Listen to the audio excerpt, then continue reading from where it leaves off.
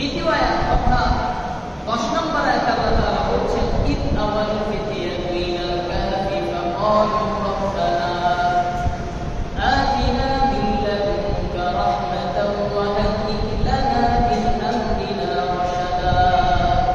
স্মরণ করুন সেই সময়ের কথা যখন কিছু যুবক তারা নিজেদের এলাকা ছেড়ে বাড়িঘর ছেড়ে কর্মস্থল ছেড়ে তারা গুহার দিকে রওনা করল এবং গুহায় পৌঁছে গিয়ে তারা আল্লাহর কাছে দোয়া করলেন রব্বানা আতিনা মিন লাদুনকা রাহমাহ, হে আল্লাহ আপনি আপনার পক্ষ থেকে আমাদের প্রতি রহমত নাযিল করেন, ওয়া হাইয়্ লানা মিন আমরিনা রাশাদা, আর আমাদেরকে আপনি সঠিক পথে পরিচালিত করেন। গুহায় যাওয়ার পরে তারা সেখানে বিশ্রাম নিল, কারণ কয়েকদিনের খুব একটা অবনতাগত তাদের উপরে দিয়েছিল। তারা ঈমান আনার কারণে সেই সময়ের বাদশা দিকিয়ানুস, এই নামটি তাফসীরের ভিতরে এসেছে, দিকিয়ানুস তাদেরকে নির্যাতন করা শুরু করল।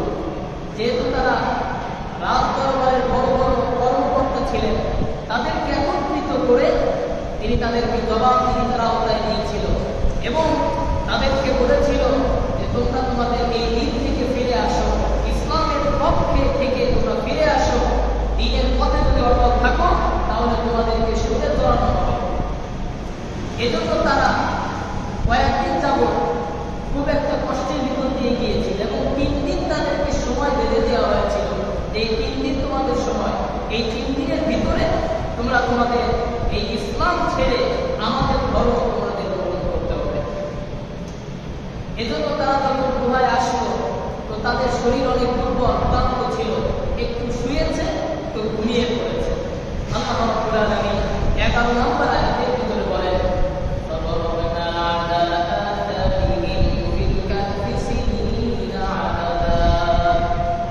আল্লাহ রাব্বুল আলামিন বলেন আমি তাদের কানের উপরে পর্দা টেনে দিলাম।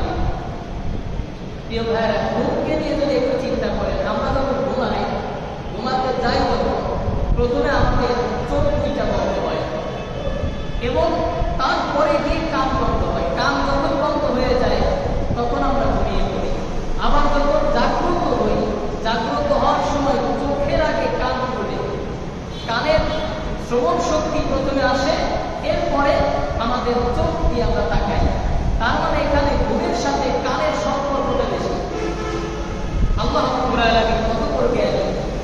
1000 বছর আগে আল্লাহ তাআলা কিভাবে কোরআনে বর্ণনায় বলতেছেন আমি তাদের কানের উপরে পর্দা টেনে দিলাম, অর্থাৎ তাদেরকে ঘুম পাড়িয়ে দিলাম। ফিল কাহফি, গুহার ভিতরে সিনিনা আদাদা, বহু বছর।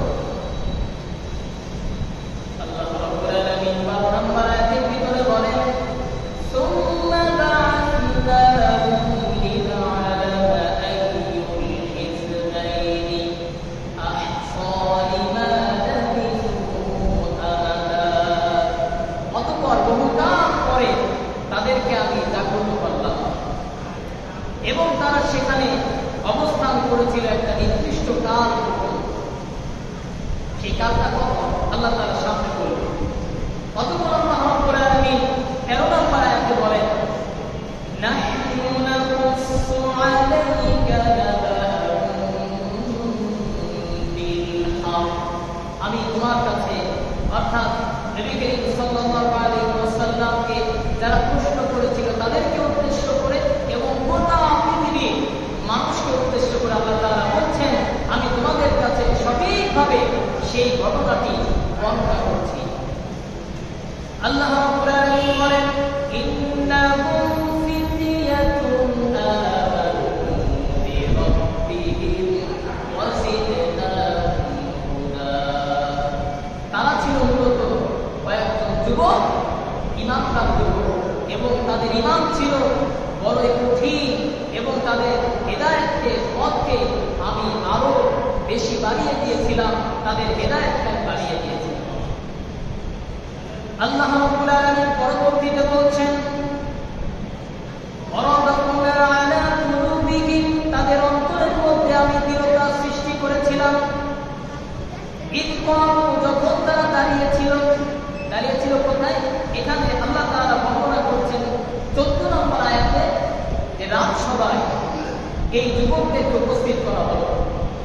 সেই সময়ে দাম্ভিক রাজা হিকিয়াস তার দরবারে তাদেরকে যখন উপস্থাপন করা হলো, ভয়াবহ এক পরিস্থিতির শিকার, তখন তারা বিরোচিতা হয়ে হিকিয়াসের সামনে তারা বক্তব্য প্রদান করতেছে।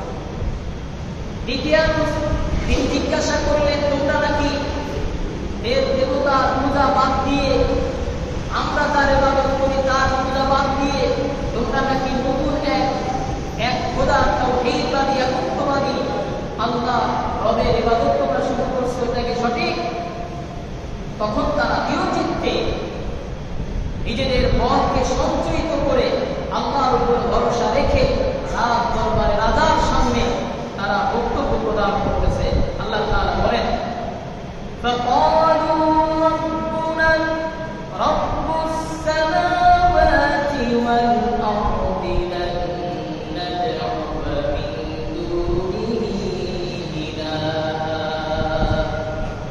তারা তখন বলল, আমরা তো সেই রবের ইবাদত করি যিনি হচ্ছে আসমানের রব, যিনি হচ্ছেন জমিনের রব। আমরা সেই একত্ববাদী আল্লাহ রাব্বুল আলামিন ছাড়া অন্য কারোর ইবাদত করি না। আল্লাহ রাব্বুল আলামিন বলেন, লাকাদ কুননা ইদান শাতাতা। তারা তখন বলল, যদি আমরা সেই রবের ইবাদত বাদ দিয়ে যদি আমরা অন্য কারোর ইবাদত করি, তাহলে তো আমাদের চাইতে পথভ্রষ্ট, আমাদের চাইতে খারাপ দুনিয়াতে আর কেউ হতে পারে না। هؤلاء قوم اتخذوا من دونه آلهة। এই সমস্ত আমাদের কওম যাদের ইবাদত করতেছে, লাউলা ইয়াতুনা আলাইহিম বিসুলতানিন বাইয়িন, এই ব্যাপারে তাদের কাছে তো কোনো দলিল প্রমাণ নাই।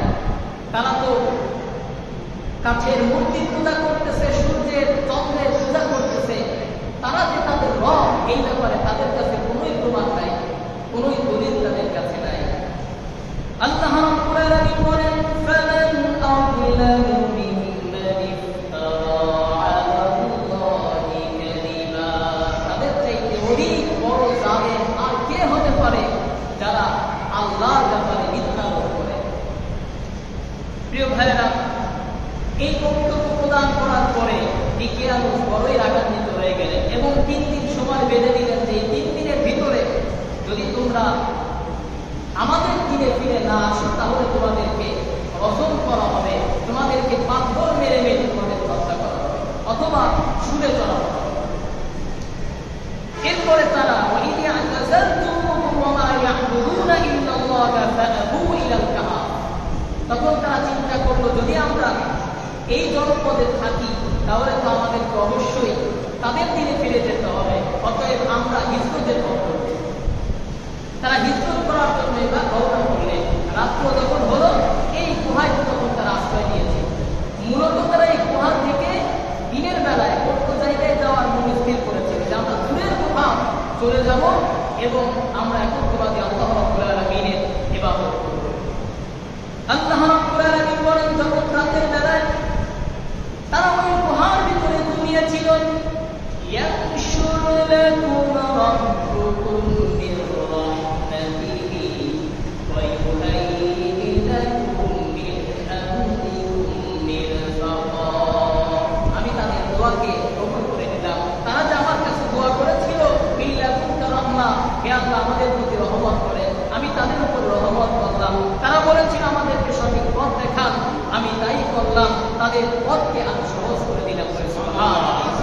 অর্থাৎ তারা ঘুমিয়ে পড়ল এবং এমন ভাবে ঘুমালো যে দুনিয়ার সব কিছু থেকে তাদেরকে আল্লাহ তারা পৃথক করে রাখলেন।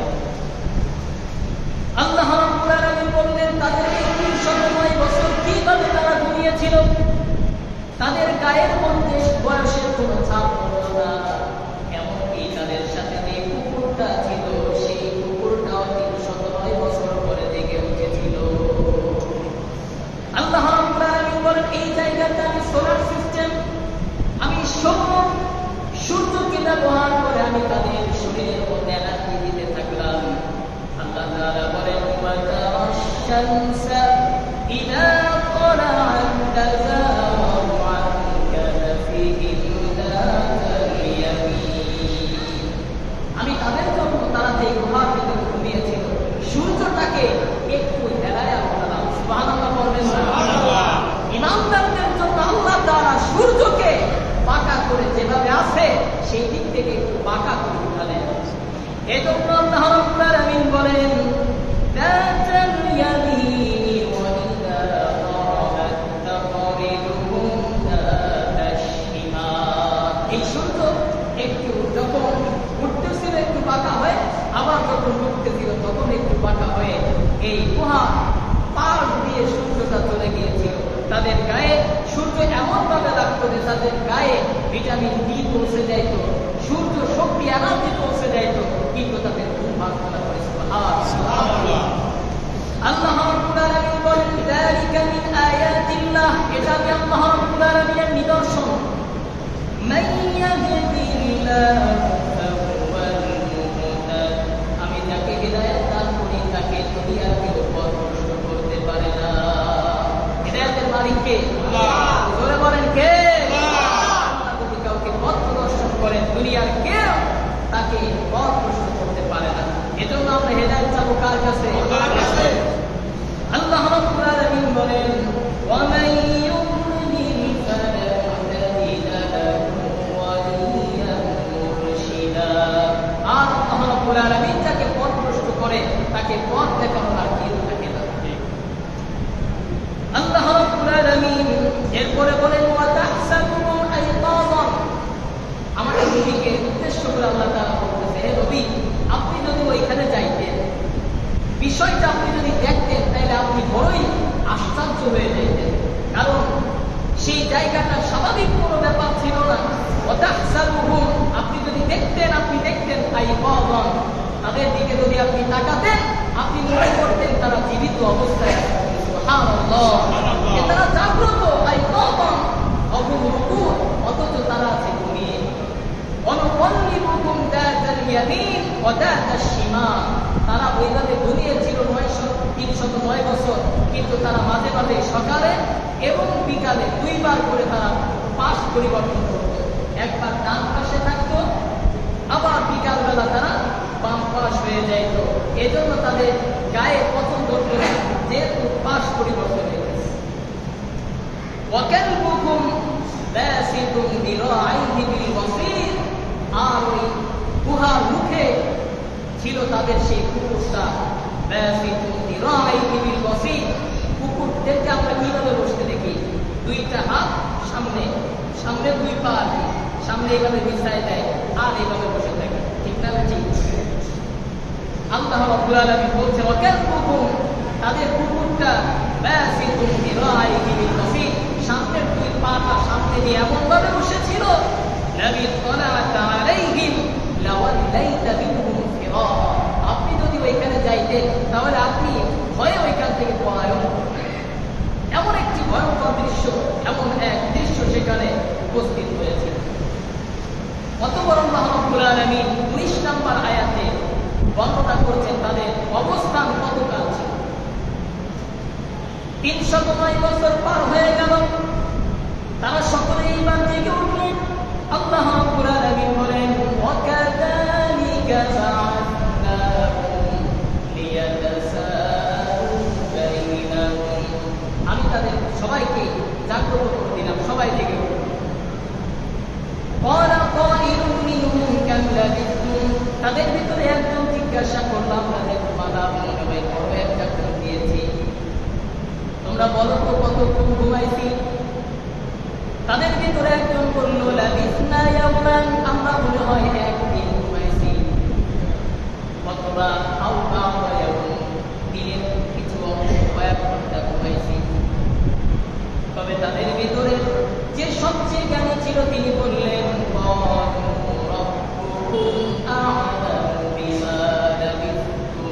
তোমরা বলছো একদিন ঘুমাইছি, তবে আমার কাছে মনে হচ্ছে যে আমরা সঠিক অনুমানটা করতে পারি নাই।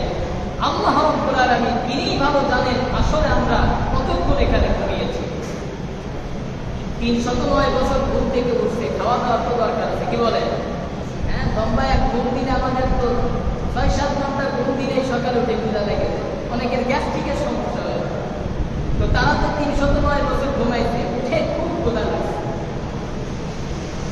যখন ঘুম থেকে উঠেছে তখন তারা একজনকে বাজারে পাঠাবে। এখন বাজার যেটা পাঠাবে সে বাজার তো কাছে তাদেরই সেই শহর, সেখানে ছাড়া কোথাও পাঠানোর সুযোগ নেই।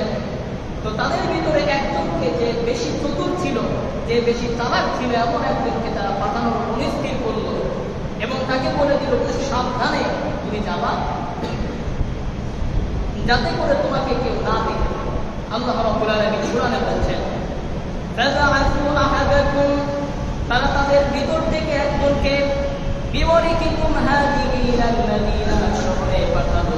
ফালিয়াকুল আইয়ুহা আযকা তাআমান, সে যাতে করে পবিত্র কিছু খাবার কিনে নিয়ে আসতে পারে। ফালিয়াতিকুম বিরিজকিন মিনহু ওয়ালিয়াতালাত্তাফ ওয়ালা ইউশইরান্না বিকুম আহাদা, এবং তাকে বলে দেওয়া হলো সাবধানে যাওয়া, যাতে করে কেউ তোমাকে চিনতে না পারে। কারণ ইন্নাহু ইয়াযহারু আলাইকুম, যদি আমাদেরকে চিনে ফেলে, ধরে ফেলে, আমাদেরকে তাহলে রজম করবে, পাথর মেরে হত্যা করবে।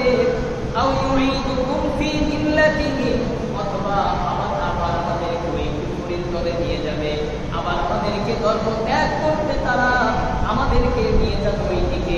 ওয়ালা তুফলিহু ইযা আবাদা, তাহলে আমরা সফল কাম করতে পারবো না।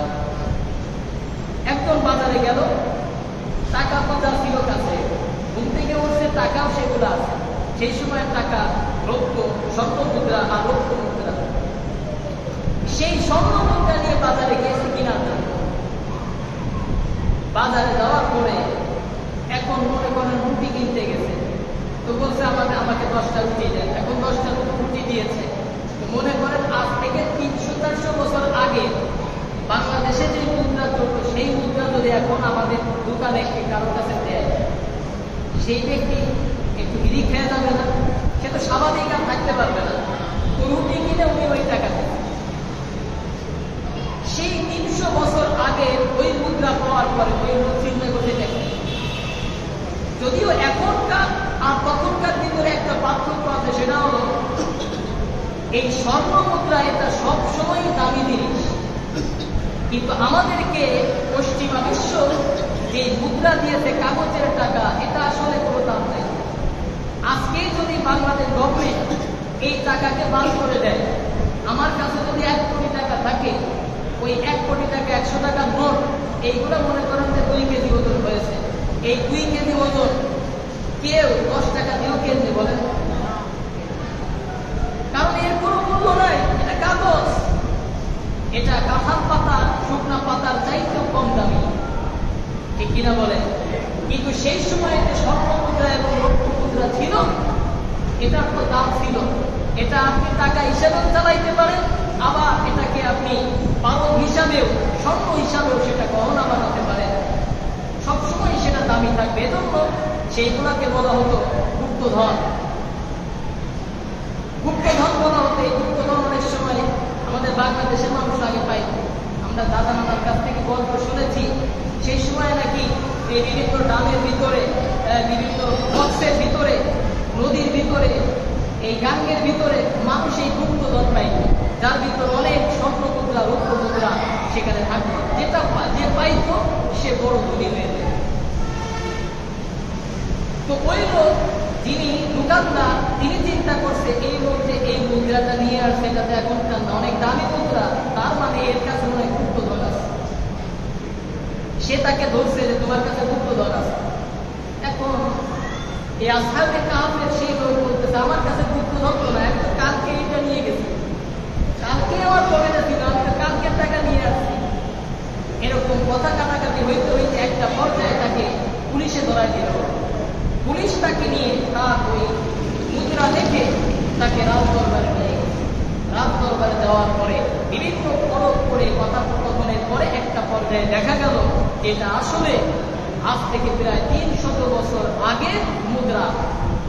এবং তাকে জিজ্ঞাসা করতে হইতে, তুমি এটা কোথায় পাইছো? বলতে গতকালকে আমি নিয়ে গেছি, এই শহরে আমার বাড়ি আছে, এই শহরে আমার ঘর আছে, এই শহরে আমার পরিবার আছে, আমি তো এই রাজদরবারের একজন উপদেষ্টা ছিলাম, এখানে তো অন্য কেউ থাকার কথা, তোমরা কারা?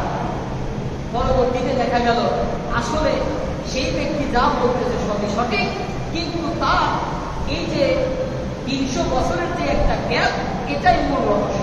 প্রিয় ভাইয়েরা, এলাকাবাসী তখন জেনে গেল, হাজার হাজার মানুষ, লক্ষ লক্ষ মানুষ তাদেরকে দেখার জন্য এইবার গুহার প্রান্তরে চলে যাচ্ছে। গুহায় যখন আসহাবে কাফের ওই লোকটা চলে গেল, গুহার ভিতরে যাওয়ার পরে বাইরের মানুষের সামনে তিনি একটি বক্তৃতা প্রদান করে ভিতরে যে আবার তার ঘুম পেল এবং ঘুমিয়ে গেল। ঘুমানোর পরে এই 9 জন ব্যক্তি দুনিয়া থেকে বিদায় নিয়ে চলে গেল। আল্লাহ রাব্বুল আলামিন বলেন, এর মাধ্যমে আমি তোমাদেরকে যেটা শিক্ষা দিতে চাইলাম সেটা হলো ওয়াকাযালিকা আ'সারনা আলাইহিম লিয়া'লামু আন্না ওয়া'দাল্লাহি হাক।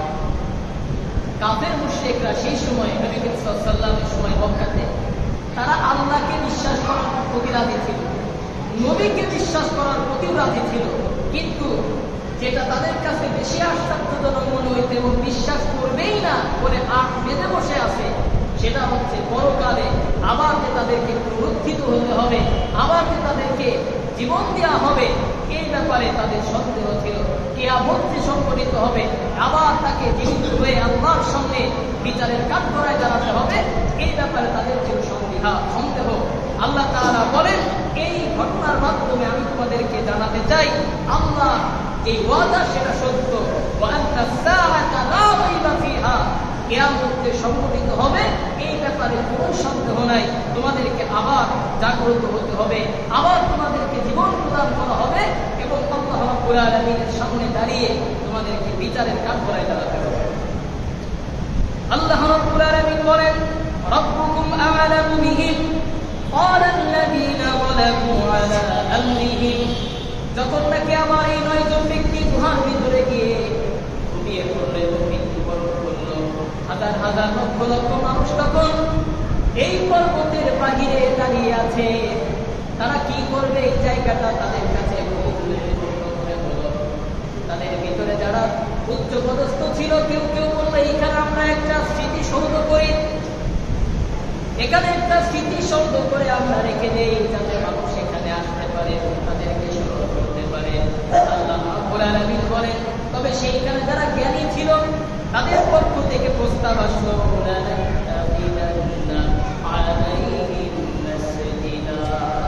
আমরা এখানে একটা মসজিদ নির্মাণ করে দিই। সুবহানাল্লাহ। তার মানে যদি কারোর জন্য আমরা কারোর স্মরণ যদি আমরা করতে চাই, সেইখানে আমরা স্মৃতিসৌধ বানাবো নাকি মসজিদ বানাবো? স্মৃতিসৌধ বানিয়ে সেখানে 1 মিনিট নীরবতা পালন করলে তার কবরের মধ্যে কোনো সওয়াব যাবে বলেন? কিন্তু মসজিদ যদি বানানো হয়, প্রতিটা দিন 5 বার কমপক্ষে আযান হবে, এই আযানের শব্দ তার কবরের মধ্যে যাবে এবং কবরের আযাব থেকে সে রক্ষা পাবে। সেখানে মসজিদ নির্মাণ করা হলো। প্রিয় ভাইরা, এই পর্যন্ত ঘটনাটা শেষ।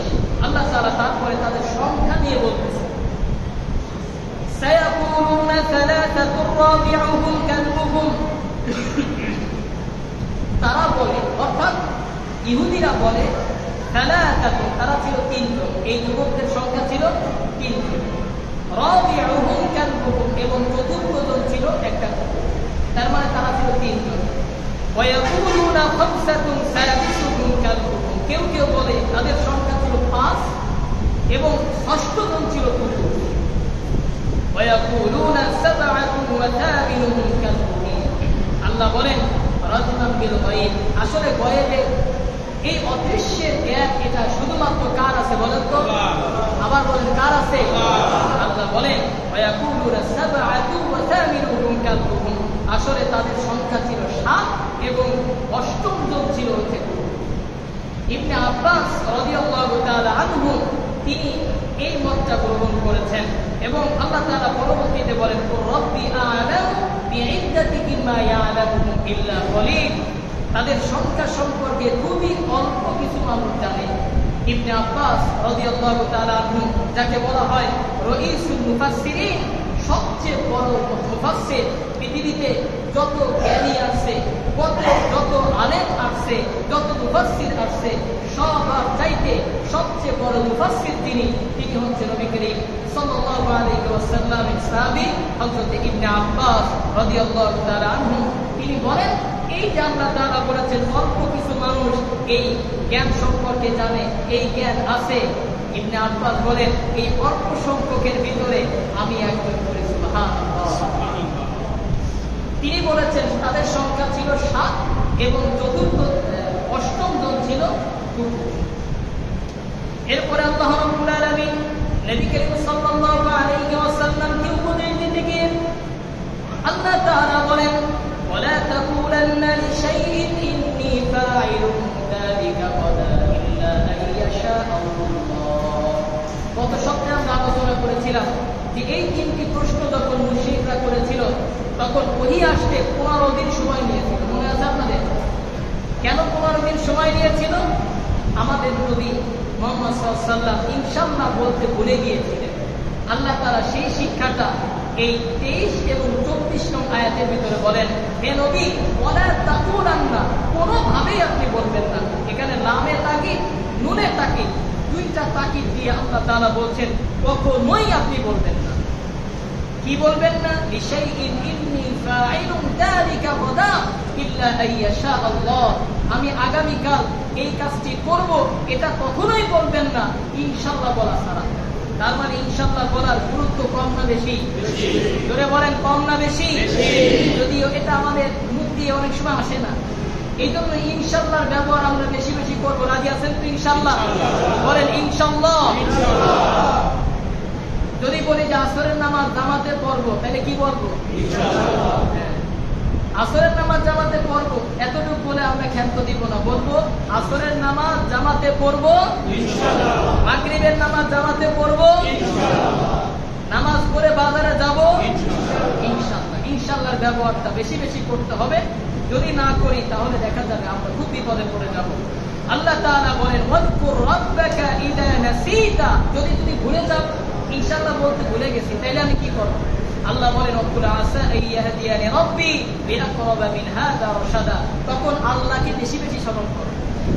ভুলে গেছি তখন আফসোস করো, আরে আমি তো আল্লাহর কথা স্মরণ করতেই ভুলে গেছি, আল্লাহ আমাকে মাফ করে দাও। ইনশাআল্লাহ ইনশাআল্লাহ বেশি বেশি বলতে হবে।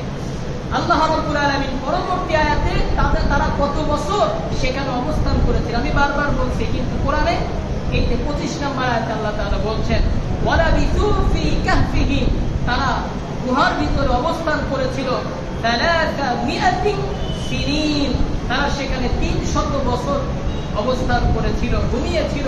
ওয়াজদাদু 9 আর 9 বছর, তাহলে কত বছর হলো বলেন? 309 বছর। এখানে মুফাসসিরিনে কেরাম বলেছে সৌর গণনায় 300 বছর এবং চন্দ্র গণনায় 309 বছর। প্রতি 100 বছরে 3 বছর বেশি হয় চন্দ্র বছর। তাহলে 300 বছরে 3 তিরিকা 9 বছর বেশি, অর্থাৎ 309 বছর চন্দ্র হিসাবে, আর সৌর হিসাবে 300 বছর।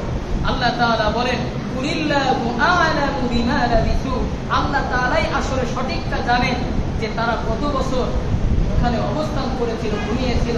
যেহেতু ইহুদি খ্রিস্টানরা বিভিন্ন মতামত দিচ্ছে, আর আল্লাহ তাআলা এখানে সঠিক মতামত ব্যক্ত করে আল্লাহ তাআলা বলছেন আসলে সঠিকটা জানেন কে? আল্লাহ। আমি সঠিকটা জানি।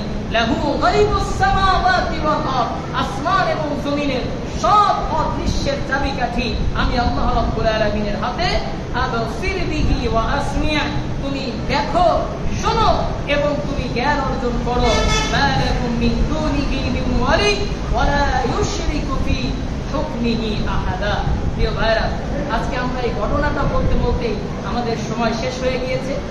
এই ঘটনা থেকে আসলে আমাদের জন্য কি শিক্ষা এবং দাজ্জালের ফিতনা থেকে বাঁচা, এই ঘটনাটা আমাদেরকে কিভাবে আমাদের জন্য পাথেয়।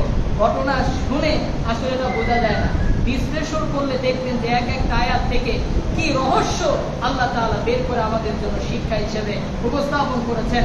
আমরা আগামী সপ্তাহে দাজ্জালের ফিতনা থেকে এই ঘটনা